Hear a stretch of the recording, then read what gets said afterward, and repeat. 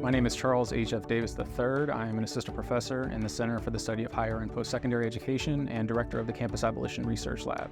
I'm a 2022-2023 recipient of the Research and Community Impact Fellowship. My project was entitled Advancing Race-Conscious, Community-Centered Understandings of Campus Safety, and the primary purpose of the project was to understand the discrepancies and differences between how communities that exist in proximity to colleges and universities might conceptualize ideas of safety differently than the institution itself. Both of these communities, despite existing in the same geospatial area, often think about safety in very, very different ways.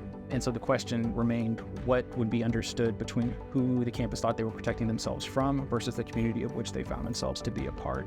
And what we learned from a lot of our stakeholders was often the security and safety of the campus was predicated upon issues of surveillance for campus and community members, those who were presumed to be outsiders, presumed to be prone to criminal activity, that often led to a disproportionate type of racialized policing that subject, again, Black and brown low-income residents that lived in the nearby campus to issues of pretextual stops, frisks assumed to be engaging in criminal behavior and activity, and not so much for what was happening on campus.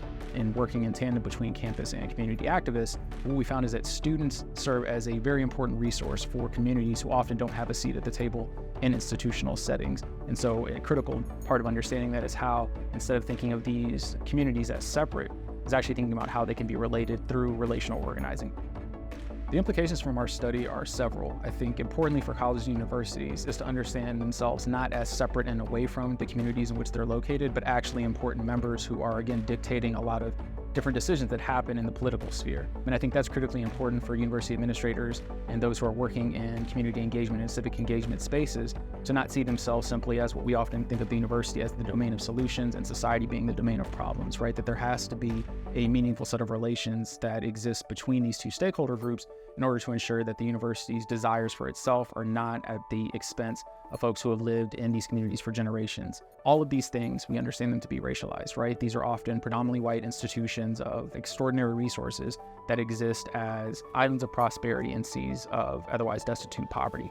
I think this also raises questions with regard to how the institution, a college or a university itself, functions as an extension and an apparatus of legitimacy for what we call the carceral state. That is, those institutions that have gained the power to police and to punish. So when we're thinking about the larger national problem, international problem of policing, college and universities are not often a part of that conversation. Part of this is to also then center college and universities in the conversation about what it means to defund the police, divesting those millions of dollars in institutional resources that could otherwise, again, go to communities, go to other service-based programs that would eliminate the need for policing altogether. So as a part of our work at the Campus Abolition Research Lab, we started the Police Free Campus podcast. And the podcast is really intended to be a public engagement effort that would take information that we were gathering from scholars, cultural workers, and organizers about the institution of campus policing and make it more broadly accessible for folks who lived and existed outside of the university. And so that project for us was just really exciting. It was a way to get outside of sort of academe, where we're only writing for particular audiences that have access to paywalls or to academic journals that often take multiple years to get out, but to really get this information out into the public, be able to serve as a resource for all the students and others who are organizing around issues of policing, and a way for us to engage directly with stakeholders, opposed to often thinking of stakeholders just as resources from which we can extract and not be engaged meaningfully in the conversation. So the Research and Community Impact Fellowship was instrumental in everything that we've been doing at the lab. Honestly, so much of what we've done could not have been achieved without the support of the fellowship, without the support of NCID.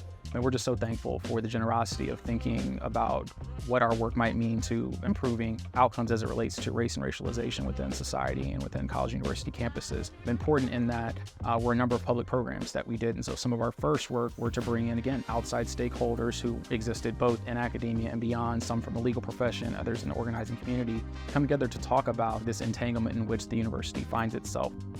These opportunities, I think, are really important, especially for junior faculty like myself who don't always have access to the higher levels of funding. And so to be able to have internal funding from the institution and specifically from NCID and the Anti-Racism Collaborative was critical at the earlier part of my career. Again, I think just having that opportunity that wasn't limited to specific types of faculty or particular ranks of faculty, really being directed toward the specific types of work that people were doing and recognizing the value of our work when others have not, was just a huge affirmation to what it is that we're trying to do, and a thing that, again, could not have happened without the support.